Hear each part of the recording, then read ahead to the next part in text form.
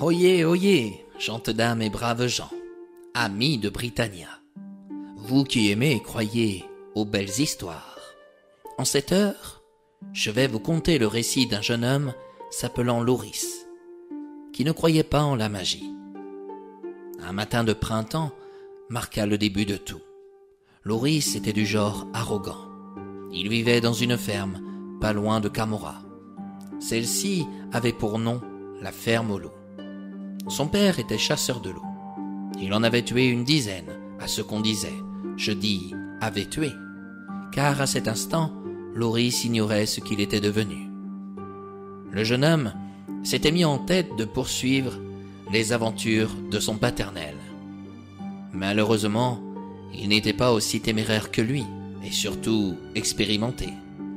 Il avait juste hérité de son arrogance et de sa hargne envers les loups, dont il en ignorait la cause. Malgré les supplications de sa petite amie, Déborah, Loris partit tôt le matin dans la forêt de Camorra, déterminé à chasser des loups. On disait que la forêt en était remplie. Quelques heures après avoir arrêté ses recherches, à l'instant où il s'y attendait le moins, il découvrit un loup. Il pointa son fusil dans sa direction, mais n'arriva point à l'atteindre, car une vieille femme le dérangea en apparaissant subitement par derrière. « Crabistouille, que faites-vous?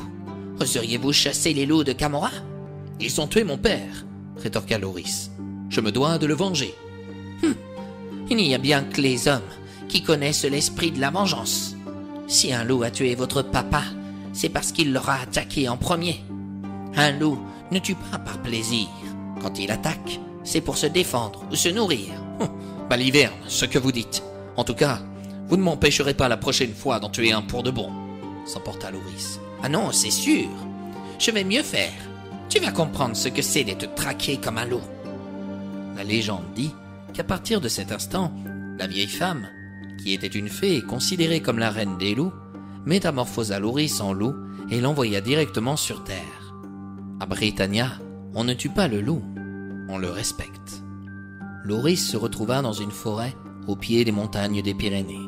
Il entendit des chasseurs crier « Il est là, on va la voir !» Exprès, la reine des loups l'avait envoyé au beau milieu d'une battue. Loris n'arrivait pas à comprendre ce qui lui arrivait. Il n'avait pas d'autre choix que de fuir. Il entendit des chiens aboyer, des hommes courir, et prit conscience de la peur que le loup ressentait à l'égard des humains, au son des coups de fusil le visant. Soudain, devant lui, il vit une louve blanche.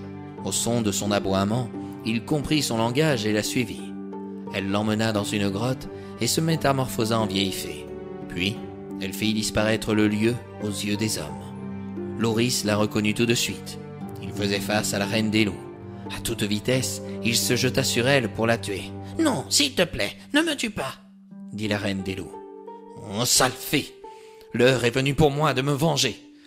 Si tu veux me redonner mon apparence de jeune homme, alors je te laisserai la vie sauve. Mais si tu ne le fais pas, je te tuerai très bientôt. » Nous ne sommes pas à Britannia, mais sur terre, jeune loup. Sans moi, tu ne pourras jamais revenir dans ton monde. En demeurant un loup, j'ai déjà tout perdu, rétorqua Loris. Je n'ai jamais cru à la magie, mais là, certes, je suis bien obligé d'admettre qu'elle existe. Si tu souhaites vivre, redonne-moi mon apparence d'avant. Aussitôt, Loris retrouva son apparence de jeune homme. Il libéra la vieille fée. Celle-ci ouvrit un portail magique et le ramena dans les contrées de Britannia. De retour dans son monde, la vieille fée déclara « Je ne peux t'ossir la vie. Viens avec moi dans ma grotte personnelle. Je ne te ferai point de mal. » Loris suivit la vieille fée. Il entra dans sa grotte et découvrit une dizaine d'autres femmes, toutes aussi vieilles et laides, les unes que les autres. Sur le moment, il prit peur, mais il garda son sang-froid. « Après tout ce que tu viens de vivre, je pense que tu peux comprendre à quel point le loup n'est pas un danger pour l'homme, mais qu'il s'agit plutôt de l'inverse, dit la fée. En effet, moi, je ne peux qu'admettre que tu n'es pas aussi méchant que je le croyais. Et pour cela, je t'offre l'opportunité d'épouser la fée de ton choix. C'est bien tenté, mais non. Je suis un jeune homme, Et vous êtes aussi vieille que les chaussettes trouées de mon père que j'ai gardées précieusement pour ne pas l'oublier. Et puis, j'ai une compagne qui m'attend. » Soudainement, toutes les fées retrouvèrent leur jeunesse et parurent plus belles que Lauris aurait pu l'imaginer. L'une d'elles s'approcha de lui et déclara d'une voix douce: « Puisque tu n'as pas été aussi méchant que nous l'avons été avec toi, choisis les dons que tu voudras. Ils te seront accordés et plus jamais nous ne te ferons de mal. »« Tout ce que je voudrais ?» répéta Lauris. « Oui, tout ce que tu voudras. »« Eh bien, j'aimerais avoir du pain, des vêtements et de l'argent jusqu'à la fin de mes jours.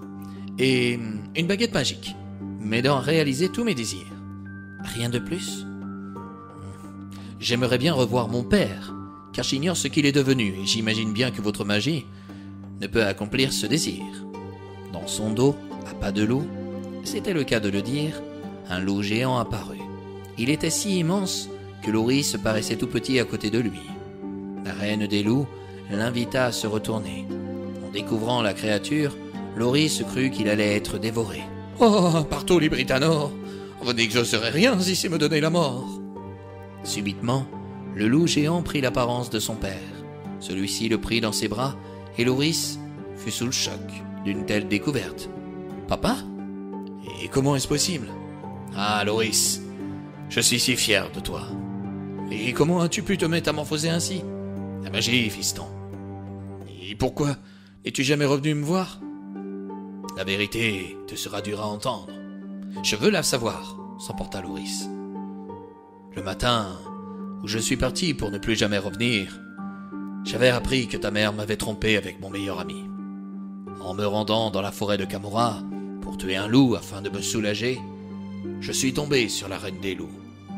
Elle m'a fait vivre la même expérience que toi. Elle m'a envoyé sur Terre, mais contrairement à toi, j'ai été traqué durant 2 années entières par les hommes.